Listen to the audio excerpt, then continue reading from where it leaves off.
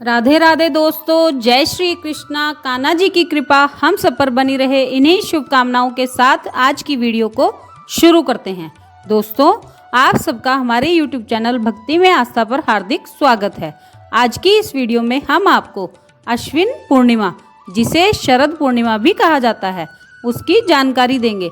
आप सबसे रिक्वेस्ट है कि वीडियो को पूरा और ध्यान से सुनिएगा। चलिए वीडियो को शुरू करते हैं। अश्विन मास की पूर्णिमा ही शरद पूर्णिमा कहलाती है। इसे रास पूर्णिमा भी कहा जाता है। ज्योतिष मान्यताओं के अनुसार संपूर्ण वर्ष में केवल इसी दिन चंद्रमा 16 कलाओं से परिपूर्ण होता है। धर्म शास्त्रों में इस दिन कोजागार व्रत माना गया है। इसी को कौमुदी व्रत भी कहते हैं। रास उत्सव का यह दिन वास्तव में भगवान श्री कृष्ण ने जगत की भलाई के लिए ही निर्धारित किया है। माना जाता है कि इस रात को चंद्रमा की किरणों से सुधा झरती है। ऐसे में इस साल यानी 2021 में शरद पूर्णिमा मंगलवार 19 अक्टूबर 2021 को मनाई जाएगी। इस दिन के कुछ खास नियम होते हैं जिनका पालन करना आवश्यक माना गया है। इन नियमों के अनुसार इस दिन ब्रह्मचर्य का पालन करने के साथ ही किसी भी तरह के मांसाहार और नशे को नहीं करना चाहिए। इस दिन धन का लेन देन भी शुभ नहीं माना गया है। मान्यता यह भी है कि घर में सुख समृद्धि के लिए इस दिन सुहागिन महिलाओं को भोजन कराने के अलावा सूर्यास्त से पहले कुछ भेंट भी देनी चाहिए। इस दिन सूर्यास्त के बाद बालों में कंघी करना या अग्नि पर तवा चढ़ाना भी शुभ नहीं माना जाता। शरद पूर्णिमा की तिथि और शुभ मुहूर्त। पूर्णिमा तिथि का प्रारंभ 19 अक्टूबर 2021 को शाम को 7:05 पर होगा। पूर्णिमा तिथि का समापन अगले दिन 20 अक्टूबर 2021 की रात 8:28 बजे तक होगा। पूर्णिमा का व्रत 19 अक्टूबर 2021 को रखा जाएगा। मान्यताओं के अनुसार इसी दिन श्री कृष्ण को कार्तिक स्नान करते समय स्वयं श्री कृष्ण को ही पति के रूप में प्राप्त करने की कामना से देवी पूजन करने वाली कुमारियों को दिए वरदान की याद आई थी और उन्होंने मुरली वादन करके यमुना के तट पर गोपियों के संग रास रचाया था। इस दिन मंदिरों में विशेष सेवा पूजन किया जाता है।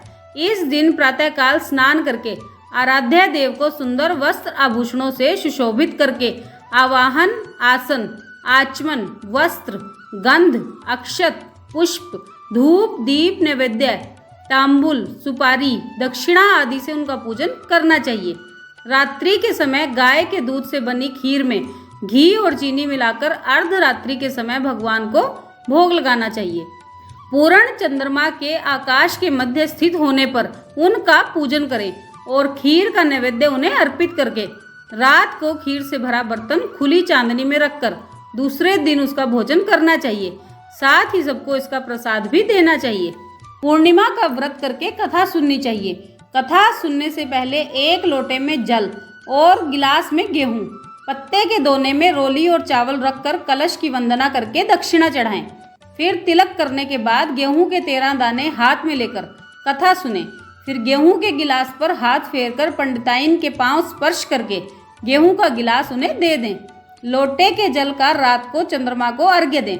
शरद पूर्णिमा से ही उत्सव और व्रत आरंभ हो जाते हैं। माताएं अपनी संतान की मंगल कामना से देवी देवताओं का पूजन करती हैं। इस दिन चंद्रमा पृथ्वी के अत्यंत नजदीक आ जाता है। कार्तिक का व्रत भी शरद पूर्णिमा से ही प्रारंभ होता है। विवाह होने के बाद पूर्णिमा के व्रत का संकल्प शरद पूर्णिमा से ही लेना चाहिए। शरद ऋतु में मौसम एकदम साफ रहता है। इस दिन आकाश में ना तो बादल होते हैं और ना ही धूल गुबार। इस रात्रि में भ्रमण और चंद्र किरणों का शरीर पर पड़ना अत्यंत शुभ माना जाता है। प्रति पूर्णिमा को व्रत करने वाले भी इस दिन चंद्रमा का पूजन करके भोजन करते हैं। इस दिन शिव, पार्वती और कार्तिकेय जी की पूजा का भी विधान है। वहीं पूर्णिमा पर कार्तिक स्नान के साथ राधा दामोदर पूजन, नित्य व्रत धारण करने का भी दिन है। शरद पूर्णिमा की कथा। एक साहूकार की 2 पुत्रियां थीं। वे दोनों पूर्णमासी का व्रत करती थी। बड़ी बहन तो पूरा व्रत करती थी, लेकिन छोटी बहन अधूरा व्रत करती थी। छोटी बहन की जो भी संतान होती वह जन्म लेते ही मर जाती, परंतु बड़ी बहन की सारी संतानें जीवित रहती। एक दिन छोटी बहन ने बड़े बड़े पंडितों को बुलाकर अपना दुख बताया और उनसे इसका कारण पूछा। इस पर पंडितों ने बताया कि तुम पूर्णिमा का अधूरा व्रत करती हो, इसीलिए तुम्हारी संतानों की अकाल मृत्यु हो जाती है। पूर्णिमा का विधि पूर्वक पूर्ण व्रत करने से तुम्हारी संतानें जीवित रहा करेंगी। तब उसने पंडितों की आज्ञा मानकर विधि विधान से पूर्णमासी का व्रत किया। कुछ समय बाद उसका एक लड़का हुआ, लेकिन वह भी शीघ्र ही मर गया। तब उसने लड़के को पीढ़े पर लेटाकर उसके ऊपर कपड़ा ढक दिया। फिर उसने अपनी बड़ी बहन को बुलाया और उसे वही पीढ़ा बैठने को दे दिया। जब बड़ी बहन उस पर बैठने लगी तो उसके वस्त्र बच्चे को छूते ही लड़का जीवित होकर रोने लगा। तब क्रोधित होकर बड़ी बहन बोली, तू मुझे कलंक लगाना चाहती थी, यदि मैं इस पर बैठ जाती तो लड़का मर जाता। तब छोटी बहन बोली, यह तो पहले से ही मरा हुआ था, तेरे भाग्य से जीवित हुआ है। हम दोनों बहनें पूर्णिमा का व्रत करती हैं, तू पूरा करती है और मैं अधूरा, जिसके दोष से मेरी संतानें मर जाती हैं, लेकिन तेरे पुण्य से यह बालक जीवित हुआ है। इसके बाद छोटी बहन ने पूरे नगर में ढिंडोरा पिटवा दिया कि आज से सभी पूर्णिमा का पूरा व्रत करें, यह संतान सुख को देने वाला है। कथा को कहने वाले, सुनने वाले और हुंकारा भरने वाले सभी पर प्रभु की कृपा बनी रहे, यही प्रार्थना कर रही हूँ। अश्विन पूर्णिमा का महत्व। अश्विन पूर्णिमा अर्थात शरद पूर्णिमा वह दिन है जब चंद्रमा पृथ्वी के सबसे करीब आता है। इस दिन चंद्रमा सबसे ज़्यादा चमकता है और इसकी रोशनी सुखदायक और उपचारिक बन जाती है। आसमान में धूल और कालापन नहीं होता है और मौसम काफ़ी अनुकूल बनता है। ऐसा माना जाता है कि शरद पूर्णिमा का एकमात्र दिन होता है जब चंद्रमा अपने 16 गुणों से परिपूर्ण होता है। इस दिन चंद्रमा अनंत काल अर्थात अमृत का सुख देता है और चंद्रमा का प्रकाश उन गुणों से परिपूर्ण होता है जो किसी के शरीर और आत्मा को पोषण दे सकते हैं। इस प्रकार शरद पूर्णिमा के दिन लोग तांबे के बर्तन में पानी रखते हैं या पूरी रात चंद्रमा की रोशनी में चावलों की खीर बनाकर रखते हैं और अगली सुबह इसे खाते हैं और इसे अपने परिवार और रिश्तेदारों के बीच में वितरित भी करते हैं। भारत के कुछ हिस्सों में शरद पूर्णिमा भगवान कृष्ण के साथ जुड़ी हुई है, जिनके बारे में कहा जाता है कि वे व्यक्तित्व की 16 कलाओं के साथ पैदा हुए थे। ब्रज में यह रास पूर्णिमा के रूप में मनाया जाता है, जिस दिन भगवान श्री कृष्ण, देवी राधा और अन्य गोपियों के साथ महारास या प्रेम का दिव्य नृत्य करते हैं। हिंदू शास्त्रों के अनुसार धन और समृद्धि की देवी माता लक्ष्मी का जन्म शरद पूर्णिमा के दिन ही हुआ था।